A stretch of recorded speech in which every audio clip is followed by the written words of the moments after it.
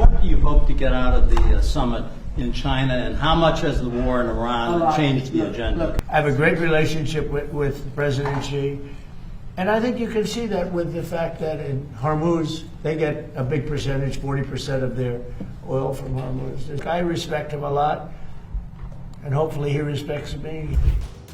Trump is demanding more respect from Xi, yet at the same time he's rolling out new sanctions on China, escalating tensions just as both sides prepare for high-stakes diplomatic showdown. Ahead of his summit with Xi, Trump has launched a major push against Iran's oil shipments to China, targeting one of Beijing's key energy lifelines in an attempt to squeeze both Tehran and its biggest customer at once. Trump is reportedly fuming as Xi appears to surge ahead of the US Navy by deploying a nuclear supercarrier, raising fresh questions over whether Washington is losing its long-held edge at sea in the Pacific. The United States has announced new sanctions targeting Iran's oil shipments to China, rolling out the measures just ahead of Trump's visit in a move clearly designed to increase pressure on both Tehran and Beijing. According to the sanctions list, 4 of the blacklisted firms are based in Hong Kong, 4 are registered in the United Arab Emirates, and a 9th company operates out of Oman, underscoring how this oil network spans multiple hubs. Washington has also sanctioned 3 individuals who work for the IRGC's Shahid Purjafai oil headquarters, directly hitting the Iranian military-linked apparatus that allegedly helps move sanctioned crude to foreign buyers. The U.S. Treasury Department said, today, Treasury's Office of Foreign Assets Control is designating 12 individuals and entities for their roles enabling the Islamic Revolutionary Guard Corps, IRGC, sale and shipment of Iranian oil to the People's Republic of China.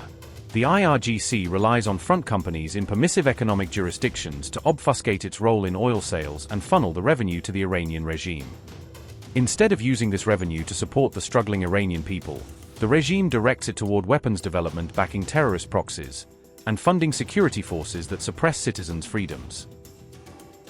The move was reported at a time when both Iran and the United States were disrupting traffic in the Strait of Hormuz despite a fragile ceasefire, further complicating already tense efforts to stabilize the region. Global oil prices have skyrocketed as commercial shipping through the strait has been heavily disrupted, turning Hormuz into a choke point that is magnifying the economic impact of the conflict worldwide.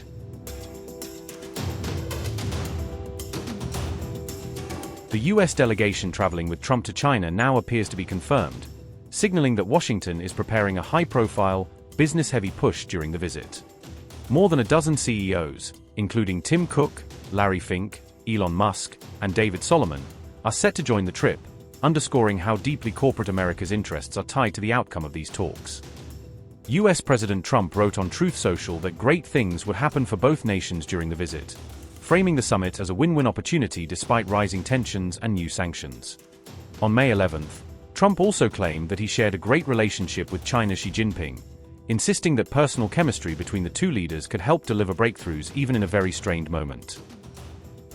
What do you hope to get out of the summit in China, and how much has the war in Iran changed the agenda? Look, I have a great relationship with President Xi. We're doing a lot of business, but it's smart business. We used to be taken advantage of for years with our previous presidents, and now we're doing great with China. We make a lot of money with China. I have a great relationship with President Xi, and I think you can see that with the fact that in Hormuz, they get a big percentage, 40% of their oil from Hormuz. There's been no ships coming in, no nasty ships coming in that we end up in skirmishes with. He'd like to see it get done. He doesn't want to see it. I'll tell you what, look, I respect him a lot, and hopefully he respects me.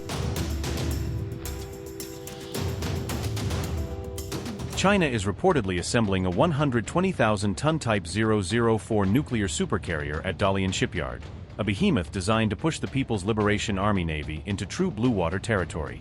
Defense analysts say the design directly targets U.S. Ford-class dominance, with extra room for fuel, munitions, and stores that could keep it on station longer and hitting harder between replenishments. Regional experts now treat Type 004 as a core piece of any future Taiwan war scenario, a floating airbase that could project fighter, drone, and early warning coverage deep into contested zones. Nicknamed a sea monster in some commentary, Type 004's full load displacement is estimated at 110,000 to 120,000 tons, pushing it past the size of most existing carriers afloat.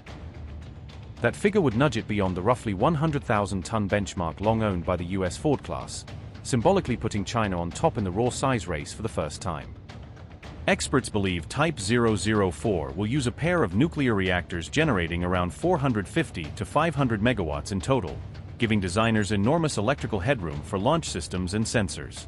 Nuclear propulsion would give the ship virtually unlimited range, with patrol duration limited mostly by crew stamina, food stocks, and how quickly the air wing burns through its weapons.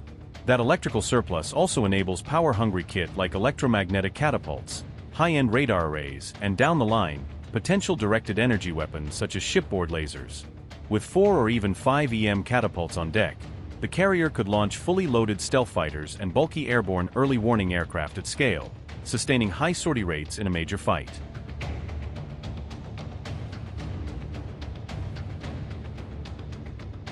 Estimates suggest Type 004 might embark an air wing of roughly 90 to 105 aircraft at full load, putting it in the same weight class as a Ford class in terms of raw numbers. The planned mix likely includes J-35 stealth fighters, upgraded J-15T strike jets, and KJ-600 early warning planes, giving China a blend of punch, reach, and radar coverage from a single deck. Analysts also expect heavy use of carrier-capable drones for reconnaissance, long-range strike, and electronic warfare, extending the ship's eyes and weapons far beyond the horizon line. China's Type 004 is expected to displace roughly 110,000 to 120,000 tons fully loaded, compared with about 100,000 tons for a typical U.S. Ford-class deployment. That would make Type 00 for the largest aircraft carrier ever built anywhere in Asia, while the Ford class remains the world's most operationally experienced nuclear carrier fleet. Type 004 is expected to mount 4 or 5 electromagnetic catapult launch systems, whereas the Ford class already fields MALS catapults aboard USS Gerald R. Ford and her sisters. In combat operations, China's new carrier may reportedly carry more than 100 aircraft, while Ford-class air wings usually deploy with around 75-plus aircraft tailored to mission needs. Type 004 is projected to field J-35 stealth fighters and KJ-600 radar surveillance planes, while Ford-class decks currently host F-35C stealth jets, F/A-18 Super Hornets, and E-2D Hawkeyes. China's megacarrier is expected to enter frontline service sometime between 2029 and 2030, whereas Ford-class ships are already conducting global deployments across multiple theaters. Taken together, Type 004 embodies Beijing's shift from coastal defense thinking toward global sea power, while the Ford class remains the backbone of America's worldwide carrier strike strategy.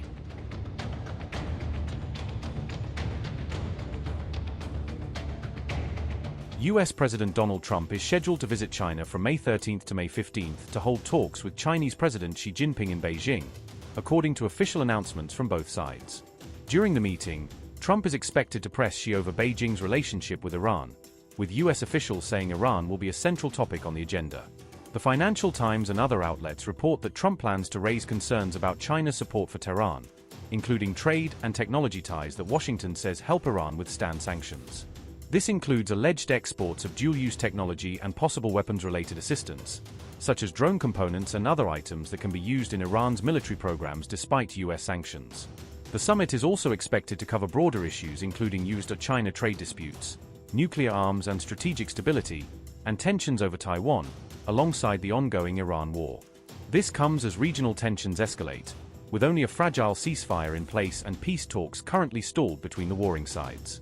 Iran's ambassador to China has said that any future Iran-US agreement must include formal guarantees from major powers to ensure it cannot be unilaterally abandoned.